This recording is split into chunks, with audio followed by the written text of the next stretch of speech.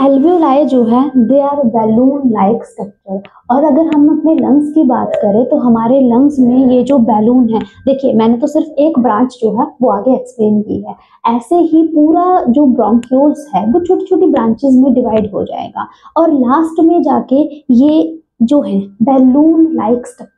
ठीक है, तो यहाँ पे अगर आप पाथवे देखें, यहाँ से एयर होते हुए हमारे एयर सैक तक पहुंची। ठीक है, अब ये जो मैकेनिज्म है दैट इज मोस्ट इम्पॉर्टेंट कि अगर हम बात करें कि जो लंग्स हैं उसमें किस तरह से रेस्पिरेशन हो रही है या हमारी ब्रीदिंग जो है वो किस तरह से हो रही है, तो वो दो मेजर हमारे टॉपिक हैं, inhalation and the other one is exhalation.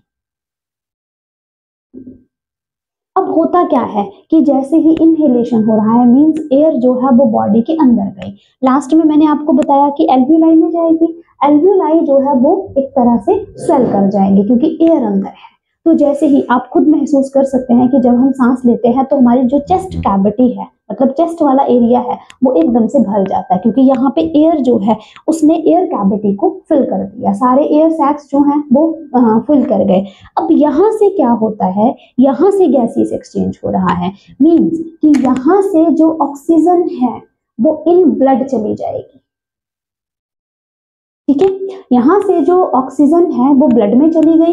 ठीक है, और जो कार्बन डाइऑक्साइड ऑलरेडी हमारे ब्लड में थी वो यहाँ पे चली गई। ठीक है, तो यहाँ पे गैसेस, एक तो क्वेश्चन ये भी आ सकता है कि गैसेस एक्सचेंज जो है वो कहाँ हो रहा है, गैसेस एक्सचेंज जो है वो हमारा एयर सैक या एल्वियोलाई, दोनों एक ही हैं, कंफ्यूज नहीं होना है। तो आपको ये पाथवे अच्छे से समझ आ गया होगा कि किस तरह से एयर जो है बॉडी के अंदर चले। अब ये तो था हमारा इनहेलेशन का कि चेस्ट कैविटी जो है वो हमारी क्या होती है, एक तरह से फूल जाती है, स्वेल कर जाती है और हमारी जो रिब्स हैं, रिब केस जो है वो भी अपर की तरफ जो है वो फैल जाता है। लेकिन जो डायफ्राम है ये एक स्केलेटन सिस्टम है हमारा, कार्टिलेज टाइप, वो जो है वो हमारा अंदर की तरफ हो जाएगा। मीन जैसे हम सांस लेते हैं तो पेट जो है, पेट के डायरेक्ट ऊपर जो है वो डायफ्राम होता है, वो अंदर की तरफ को जो है वो बेंड हो जाता है। तो ये हमारा इनहेलेशन का प्रोसेस है, इसे मैकेनिज्म में हम लिख सकते हैं। उसके बाद अब हमने ये पढ़ा कि यहाँ पे ऑक्सीजन जो है वो लंग्स के बाहर चली गई। ठीक है, हमारे सर्कुलेटरी सिस्टम में चली गई। अब ब्लड से जो कार्बन डाइऑक्साइड है वो एल्वियोलाई में आ गई। अब ये बैकवर्ड होते, मतलब ये हमारी एक तरह से रिवर्सिबल प्रोसेस है, जैसे यहाँ से एयर गई उसी तरह से एयर जो है वो वापस भी आएगी। अब लंग्स से एयर वापस होते हुए इसी पाथ से एक्सहेलेशन इसे कहेंगे, वो बाहर चली जाएगी। तो ये जो प्रोसेस है जिसमें हमारा एयर का पाथ जो है पूरा शो हो रहा है कि किस तरह से एयर बॉडी में गई और किस तरह से बाहर आई। अब जब हम एक्सहेलेशन की बात करेंगे तो क्या होगा, तो इनहेलेशन से उल्टा होगा कि जो रिब केश है वो अंदर की तरफ को होगा और डायफ्राम जो है वो बाहर की तरफ डॉम शेप में आ जाएगा। आप खुद महसूस कीजिए कि जब हम इनहेलेशन करते हैं तो पेट अंदर की तरफ को जाएगा और जब हम सांस छोड़ देते हैं तो पेट जो है वो नॉर्मल पोजीशन में बाहर की तरफ को आ जाएगा। और चेस्ट कैविटी जब एयर अंदर गई है तो क्योंकि एयर सैक जो है हमारे यहाँ पे स्वेल कर गए हैं, ठीक है, तो उनमें एयर फिल हो गई है। स्वेल मैं इसलिए कह रही हूँ क्योंकि वो एयर से फिल हो रहे हैं, तो हमारी चेस्ट कैविटी जो है, जो रिब केज है, वो एकदम फिल कर जाएगा। और जैसे ही एक्सहेलेशन होगा, मतलब अब एयर जो है वो वापस जा रही है, तो वो एक्सहेलेशन जो है वो क्या करेगा कि बाहर की तरफ को रिब्स जो है वो हमारी अंदर की तरफ को जाएंगी और जो डायफ्राम है वो डॉम शेप में दोबारा आ जाएगा। अब हो क्या रहा है, इसमें एक इंपॉर्टेंट टर्म है हमारी टाइडल वॉल्यूम। कई बार टाइडल वॉल्यूम को लेके क्वेश्चन जो है वो आ जाता है। हम कह रहे हैं कि एयर जो है वो अंदर जा रही है, एयर जो है वो बाहर जा रही है। तो जब हम नॉर्मल ब्रीदिंग कर रहे हैं, नॉर्मल सांस ले रहे हैं, देखिए हमारा रेस्पिरेटरी सिस्टम जो है वो चेंज कहाँ पे होता है। जैसे अगर हम किसी एथलीट की बात करें तो उसका रेस्पिरेटरी रेट जो है वो बढ़ जाता है, या हम सांस जो है योगा कर रहे हैं, एक्सरसाइज कर रहे हैं, सांस लंबी ले रहे हैं, तो उसमें एयर का अमाउंट अलग होगा। ठीक है, और जब एथलीट जो है वो भाग रहा है तब उसमें भी एयर का अमाउंट अलग होगा। जैसे ही बॉडी को डिमांड होगी ऑक्सीजन की ज्यादा, ठीक है, तो हम सांस जल्दी जल्दी लेना शुरू कर देंगे। अब टाइडल वॉल्यूम का मतलब ये होता है, दिस इज जस्ट टर्म, इसमें हम ये बताते हैं कि नॉर्मल जो ब्रीदिंग है उसमें कितना अमाउंट एयर का, ठीक है, अंदर गया और कितना जो है बाहर गया, मतलब टोटल अमाउंट जो है एयर का उसे टाइडल वॉल्यूम से रिप्रेजेंट करते हैं।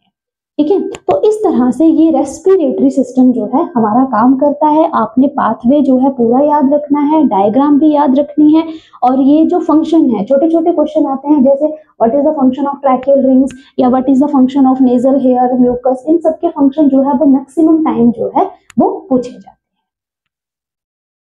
अब आपको इन दो टर्म में डिफरेंस समझना है। मैंने आपको टाइडल वॉल्यूम बताया कि जो नॉर्मल रेस्पिरेटरी हमारा रेट होता है। अब होता क्या है कि मैंने आपको बताया कि हमारे पाथवे सारा आपको पता चल गया कि एयर जो है वो अंदर गई, इसमें गैसेस एक्सचेंज हुआ और वैसे ही एयर वापस चली गई, बट कभी भी हमारे लंग्स जो है वो एम्प्टी नहीं होते हैं। मीन्स कि टोटल एयर जो है वो लंग्स से वापस नहीं जाती, कुछ अमाउंट एयर का लंग्स में रह ही जाता है, and that is reserve volume. और ये हमारे लिए ज़रूरी भी है, क्योंकि अगर ऐसा नहीं होगा, मान लीजिए कि टोटल एयर जो है वो लंग से चली गई, अब एयर सैक जो है टोटली एम्प्टी हो जाएंगे, तो उनके रप्चर होने के चांसेस जो है वो उतने ही ज़्यादा होंगे और हमारा लंग जो है वो डैमेज हो जाएगा।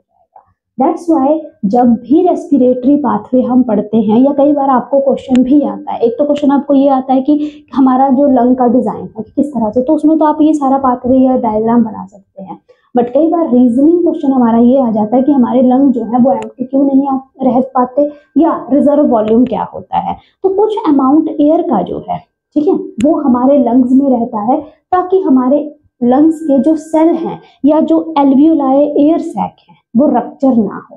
ठीक है, उनको रप्चरिंग से बचाने के लिए वहां पे रेस्पिरेटरी सिस्टम जो है उसमें कुछ अमाउंट एयर का रह जाता है, दैट इज रिजर्व वॉल्यूम। अब आपको जो अमाउंट है, जो रेस्पिरेटरी पाथवे है, वो आपको याद रखना है। अब क्वेश्चन आपको कई बार क्या क्वेश्चन आता है कि विलाय और एयर सैक, इन दोनों का फंक्शन सेम कैसे है। अब विलाय तो हमारा डाइजेस्टिव सिस्टम में आ रहा है और एयर सैक जो है वो हमारा आ रहा है रेस्पिरेटरी सिस्टम में। अब देखिए, अगर हम विलाय के फंक्शन पे जाए तो विलाय जो है वो भी सरफेस एरिया, एब्जॉर्प्शन एरिया को इंक्रीज कर रहा है, ताकि ज्यादा से ज्यादा जो है वो एब्जॉर्प्शन हो सके। और जो एयर सैक की अगर हम बात करते हैं तो वहां पे भी वही चीज हो रही है कि एयर सैक जो है मिलियन ट्रिलियन होते हैं। एक लंग में हमारे जो, अगर हम एक लंग की बात करें तो उसमें मिलियन ट्रिलियन जो है एयर सैक होते हैं। और आपने सुना भी होगा कि जब भी रेस्पिरेशन होती है, ऐसा बोला जाता है कि सांस जो है वो हमें लंबी, काफी इनहेलेशन जो है वो काफी देर तक करना चाहिए। क्यों? ताकि प्रॉपर अमाउंट जो है ऑक्सीजन का बॉडी में पहुंचे। अब देखिए, यहाँ पे विलाय फिंगर लाइक स्ट्रक्चर है, they are balloon like structure. यहाँ पे गैसेस एक्सचेंज हो रहा है, ज्यादा से ज्यादा ऑक्सीजन बॉडी में पहुंचेगी तो हमारा जो जैसे पायरुवेट जो है वो नॉर्मल एनर्जी प्रोडक्शन करेगा in the form of ATP. और यहाँ पे विलाय जो है फिंगर लाइक प्रोजेक्शंस है, इनका भी वही है कि जितनी ज्यादा एनफोल्डिंग जो है वो हमारे विलाय में होंगी, उतनी ही ज्यादा एब्जॉर्प्शन जो है वो ग्लूकोज की होगी। और जब हमने डाइजेशन पढ़ा था उसमें ये था कि जो कंप्लीट डाइजेशन है वो यहाँ पे हो रही है और यहाँ पे रेस्पिरेशन। अब ये जो रेस्पिरेशन है ये हमारी कनेक्टेड होती है सर्कुलेटरी सिस्टम के साथ।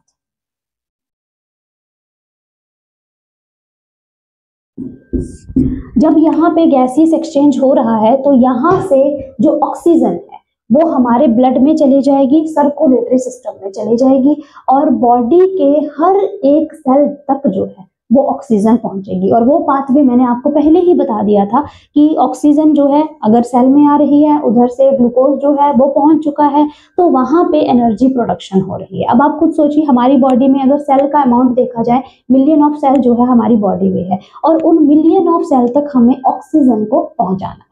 ठीक है, तो ये हमारा प्रॉपर मैकेनिज्म है। ठीक, थैंक यू।